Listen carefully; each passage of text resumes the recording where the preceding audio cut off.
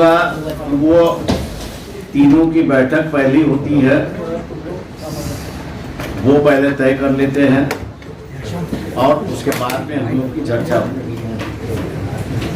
जो पिछली बैठक हुई उस बैठक में हम लोग ने अपनी एक सूची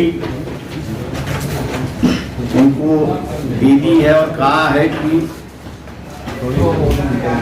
समझौते में जब बुलाया नहीं गया था तो हम लोग ने इन सीटों पर कंसंट्रेट करने की कोशिश कंसंट्रेट कर रहे थे। आप इनमें से आप कितने सीटें दे सकते हो ये आप हमको बता दें। दूसरी बात वहां पर है कि जिस पर हम लोग कॉम्प्रोमाइज नहीं करेंगे कि हमको डेमोक्रेसी की सोशलाइजेशन में इंटरेस्ट रखते हैं। किसी एक परिवार या किसी एक समाज के अंदर सत्ता पूरी संपन्न हो ऐसे विचार के हम लोग नहीं है।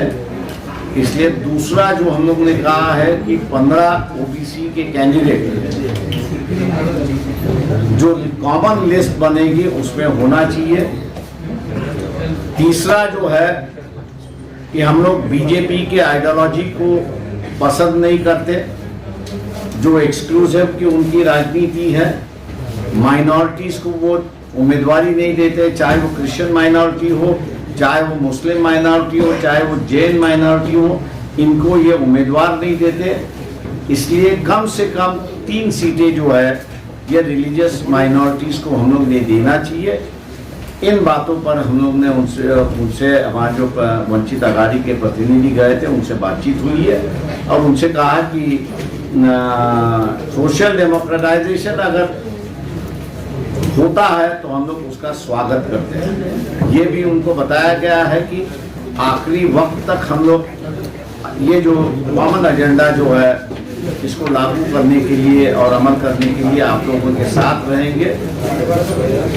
और मैं उम्मीद करता हूं कि जितनी भी राजनीतिक दल है ये इसमें डेमोक्रेसी को सोशलाइजेशन करने में पूरी तरह से मदद करेंगे, सहयोग करेंगे और अपने पार्टियों में भी बदलाव करने की बातचीत शुरुआत करेंगे। सर, जो बैठक हुई उसमें मोटे तौर पर यह तय हुआ है कि 20, 18 और 10 के आंकड़े तय हुए। उसमें सर सुन लीजिए, उसमें से कहा जा रहा है कि शिवसेना कोटे से आपको 2 सीटें देने की बात की जा रही है।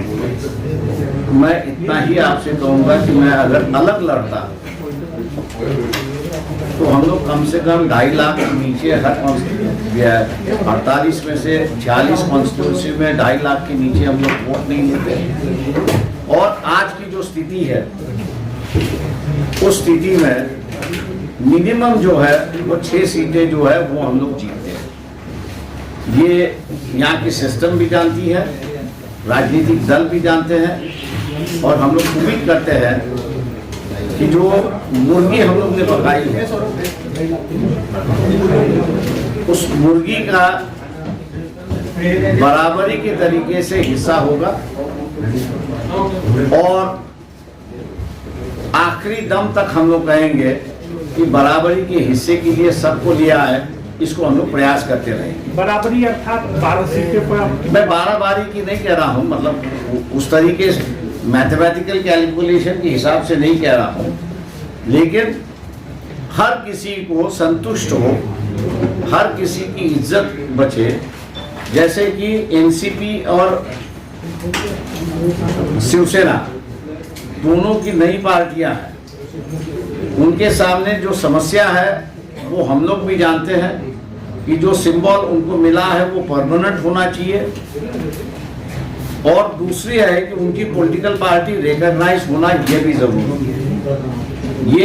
ये 2 परिस्थिति जैसे उनके सामने है वही परिस्थिति वंचित बहुजन आघाड़ी के सामने भी है कि वो अपनी आइडेंटिटी पहली बार जो है वो रिकॉग्नाइज करना और सिंबल अपना फिक्स करने के परिस्थिति में आ चुकी है।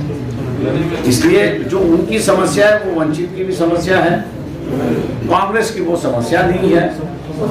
इसलिए इस बात को रखते हुए मैं समझता हूं कि बातचीत होगी और इसलिए हम लोग जो है वो इस मुद्दे को लेके हर कोई संतुष्ट हो वो हम लोग देखेंगे। शरद पवार जी ने भी आपसे बातचीत की है, किन मुद्दों पे बातचीत हुई है, क्या बात हुई है? फोन पे क्या? मुझे सिर्फ फोन आया है कि बम्बई आएंगे तो अपन बैठेंगे, इतना ही बातचीत हुई है और कोई बातचीत नहीं हुई। बड़ी पार्टी की भूमिका में किसको देख रहे हैं? महाराष्ट्र में सीटों का बंटवारा होता है, जैसे आपने कहा, अगर वोटों की बात करो तो आज वंचित बहुजन आघाड़ी सबसे बड़ी पार्टी है।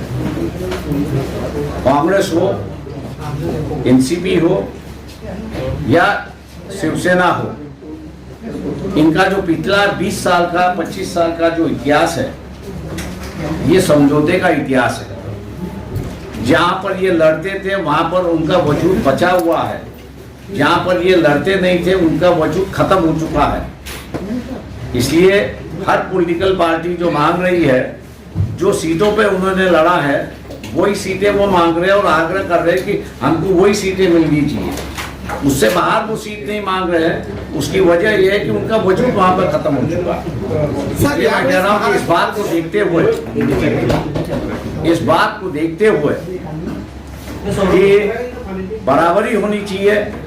हर किसी की जो मजबूरी है वो मजबूरी पूरी होनी चाहिए, उसको हम लोग ध्यान पे रखते हुए बातचीत कर रहे हैं। आपको सर नहीं लग रहा कि यदि आप उस गठबंधन का हिस्सा नहीं बनते हैं तो भारतीय जनता पार्टी को फायदा होगा वोटों का? मैं बिल्कुल नहीं कहूँगा, क्योंकि अगर मल्टी कॉन्टेस्ट होता है तो सबसे बड़ी कैजुअलिटी जो है वो धर्म की होगी, धर्म की राजनीति की होगी। क्योंकि जितने भी उम्मीदवार होंगे 2 या 4 मतदार संघ छोड़ के बाकी सभी हिंदू होंगे। इसलिए हिंदुओं को वोट दो, ये जो प्रचार हमेशा होता है कट्टरपंथियों की तरफ से, वो न होगा और न वो कर पाएंगे। इसलिए इससे सबसे बड़ा नुकसान जो है वो भारतीय जनता पक्ष और आरएसएस को होगा। इस बात को मेरे ख्याल से मैं सभी के दिमाग में डाल रहा हूं। दूसरा जो है, जो समाज की राजनीति है, फिर वहां पे शुरुआत है और जो कैंडिडेट अपने समाज के बाहर पॉपुलर है वो जीतेगा, ऐसी एक परिस्थिति मुझे दिखाई दी।